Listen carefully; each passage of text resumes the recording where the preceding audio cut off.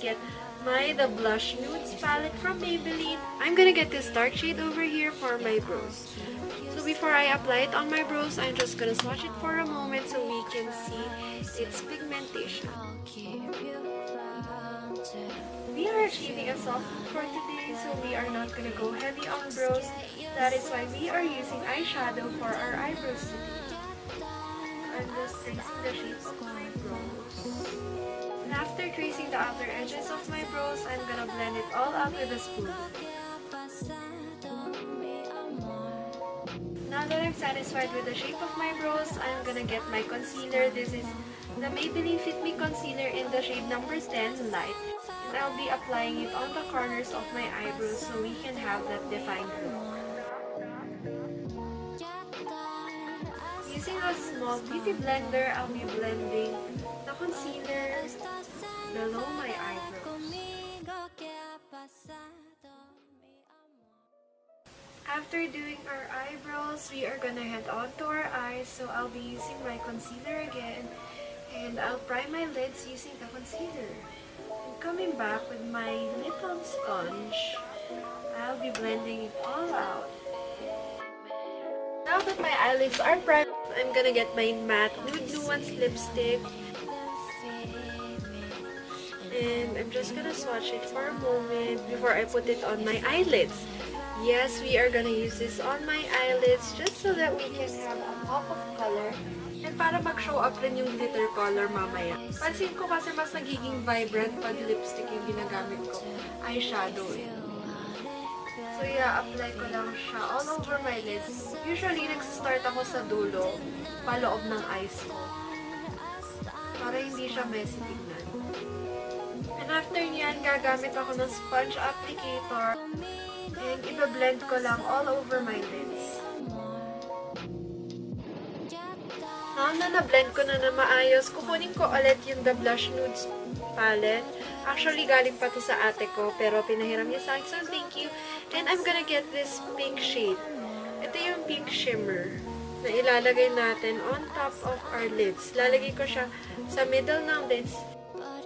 See how that color pops beautifully dahil dumidikit agad yung glitter sa eyeshadow. Actually, pwede na rin primer yung lipstick since iba nga yung texture niya. Okay, medyo kinakat crease ko lang para maganda siya tignan.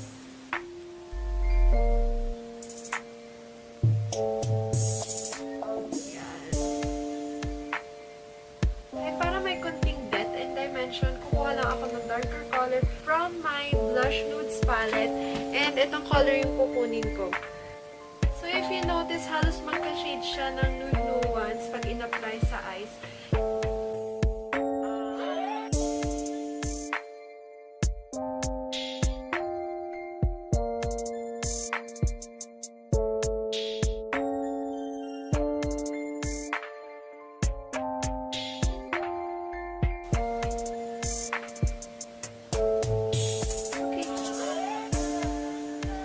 That, I'm gonna get the darkest color, which is, I think this is a dark purple shade na may konting shimmer.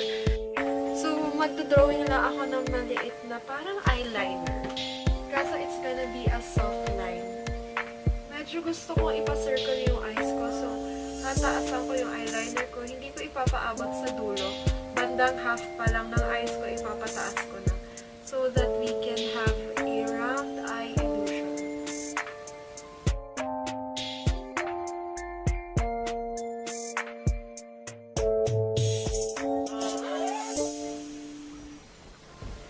I'm gonna work on my lower lash line. So first, kukuha ako ng white eyeshadow because I want my eyes to look bigger. So ito muna yung kukunin ko and i-apply ko siya sa waterline ko muna.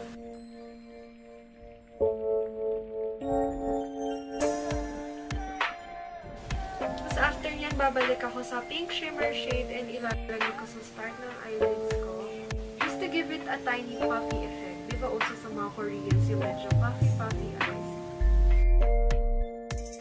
And kunin ko ulit yung mauve, yung dark pink na shade, and ilalagay ko dito banda sa dulo. Just to smoke it out a little. Medyo nasa pa rin siya tingnan. done na tayo sa eyes and eyebrows, we are gonna proceed with our base.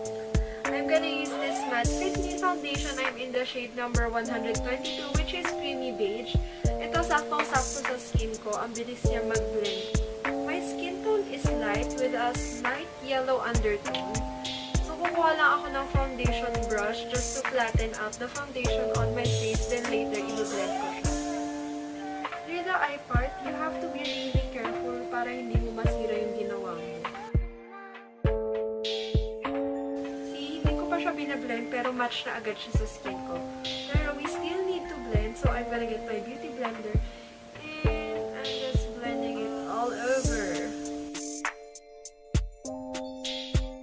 Tapos kung may excess ka sa beauty blender mo, apply mo siya sa neck mo. Next, we are gonna head on to our concealer. I'm just gonna put this under my eyes, in the middle of my nose, on my chin, and on my forehead.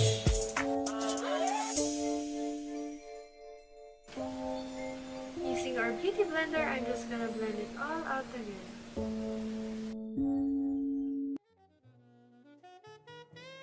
And for the smaller parts of your face, use a smaller beauty blender para hindi masira yung eyes na ginawa natin.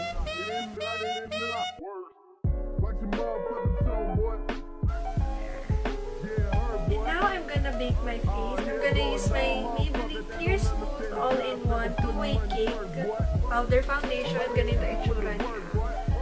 There, and it's a little bit overused. But what I do is that I put it in my tiny sponge. And after that, I'm just gonna make under my eyes. By the way, this is in the shade Nude Beige. This way, mas tatagal yung makeup natin. Kahit yung powder, hindi makita kasi sobrang ka-skin tone ko.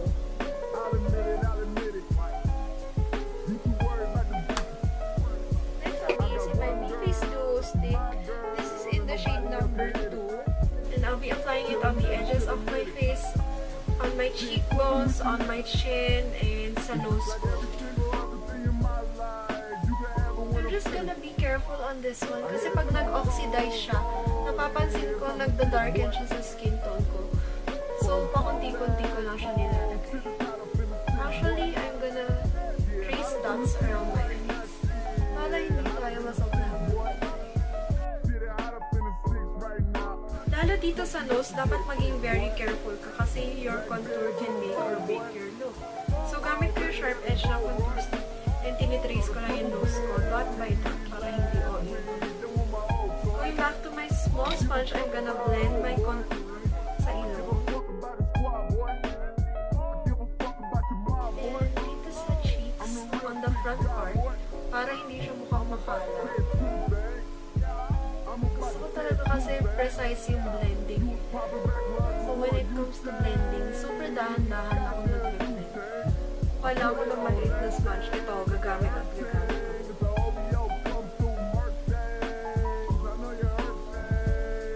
Then on the outer areas of my face, gagamit lang ng regular size beauty blender and i-blend ko na lang siya all over my face.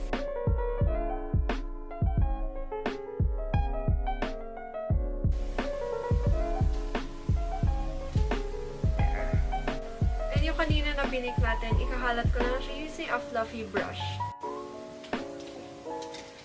Now we are gonna head on to our lips. So first, I'll be using this Maybelline Superstay Matte Ink. This is in the shade Loyalist. We're gonna go for a gradient lip, so I'm putting a light color first.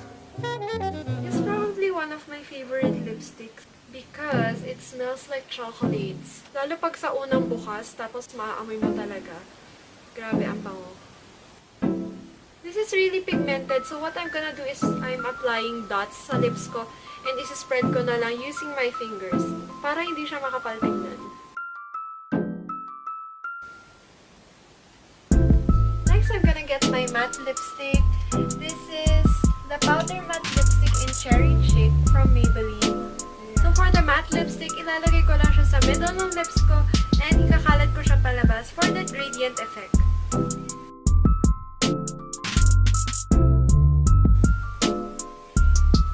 Hindi pa ako satisfied, so I'm gonna build up the color until yung color na gusto ko. Now na nakuha ko yung color na gusto ko, I'm just gonna work back a little bit. So, I'm gonna grab my concealer and dab it all over my lips.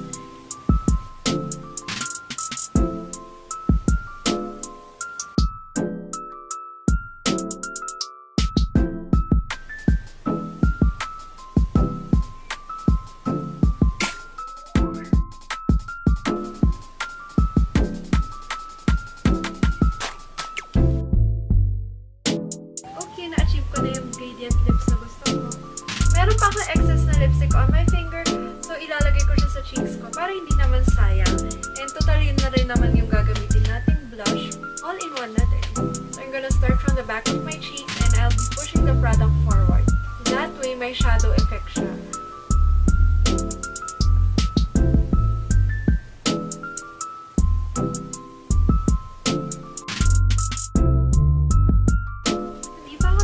Sa pigment, so I'm gonna apply a little product on the apples of my cheeks.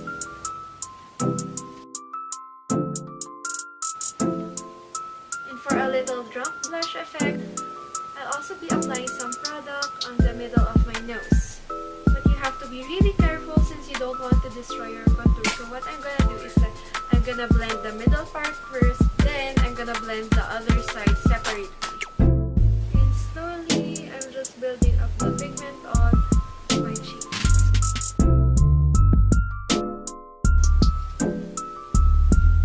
Now that I'm contented with my blush, I'm just gonna set everything with my two-way cake powder.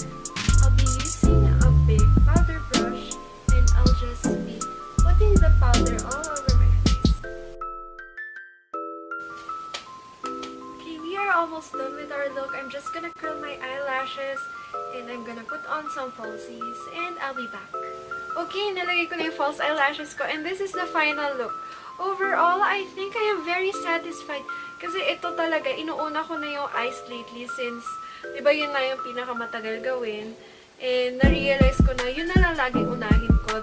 That way, makakasave pa ako ng time kasi mas mabilis gawin yung other parts ng face. Yun na lang, pahirapan na lang mag-blend around the eyes.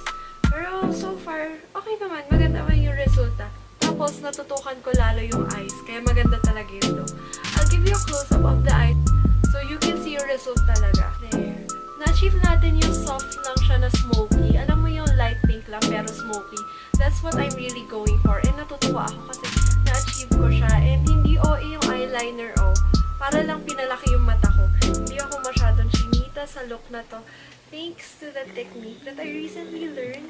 Although mahabang proseso yung ginawa ko, I am very satisfied with the results since I sort of achieved that natural look. Mga fresh-freshan lang ganun pero ang daming nilagay sa face. Yung tipong tumatagal na ganda. Ganun yung ina-achieve natin ngayon.